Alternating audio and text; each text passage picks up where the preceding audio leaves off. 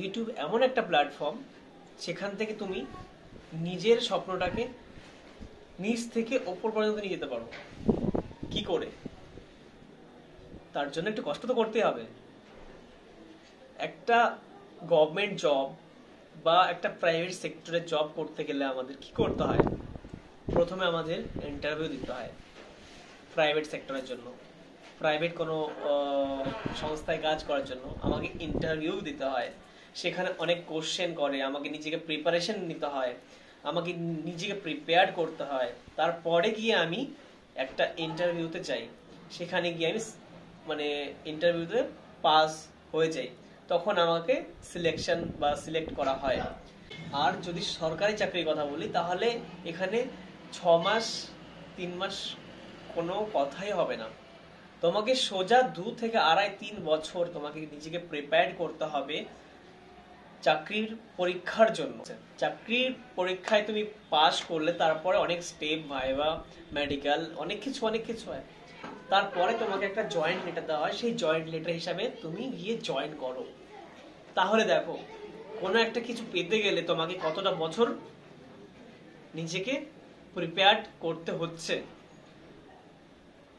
আজ যদি তুমি কিছুই না করতে পারো, না প্রাইভেট সেক্টরে কাজ করতে পারছো ঠিকভাবে বা না পাচ্ছ, না গভর্নমেন্ট সার্ভিস পেয়েছো, এখন তোমাকে কি করতে হবে? কিছু একটা তো করতে হবে।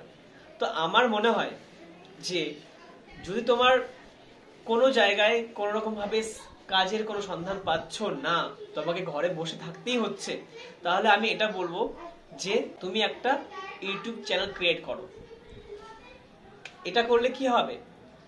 হ্যাঁ, যেমন তোমার চাকরি পেতে গেলে তোমাকে একটা সময় ওয়েট করতে হয়েছে, তো সেরকম ইউটিউব চ্যানেল থেকে সাকসেস হতে হলে, সাকসেসফুল ইউটিউবার হতে হলে তোমাকে একটা টাইম ওয়েট করতে হবে। হ্যাঁ না কি বলো? একটা টাইম ওয়েট করতে হবে। সেই টাইমটা কেমন হয়? সেই টাইমটা হতে পারে একটা লিমিটেড টাইম, যেমন 6 মাস, 1 বছর। আর আমার মনে হয় না একটা 6 থেকে 1 বছর একটা ইউটিউব চ্যানেলকে তুমি ভালোভাবে টাইম দিলে, সেই ইউটিউব চ্যানেলের মধ্যে তুমি ভালোভাবে ভিডিও ক্রিয়েট করলে, তোমাকে সাকসেসফুল হতে কেউ মানে আটকাতে পারবে। অন্তত আমার এটা মনে হয়। তবে হ্যাঁ, এটা মাথায় রাখবে, ধৈর্য হারালে হবে না।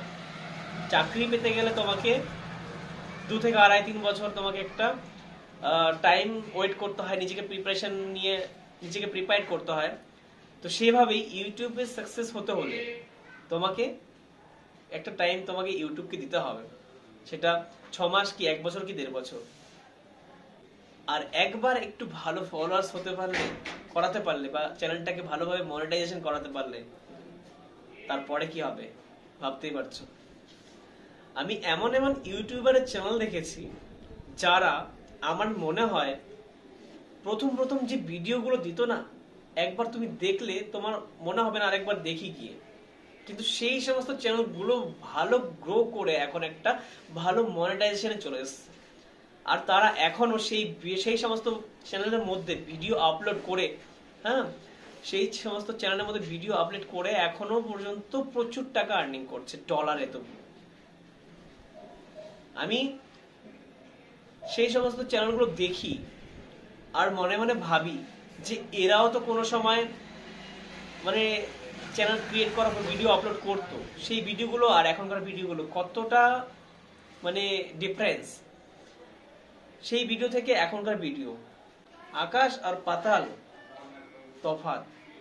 তো তারা যেহেতু পেরেছে, আর এখনকার সময়ে ডিজিটাল ইন্ডিয়াতে, বা ডিজিটাল ইন্ডিয়া বলো কেন, ডিজিটাল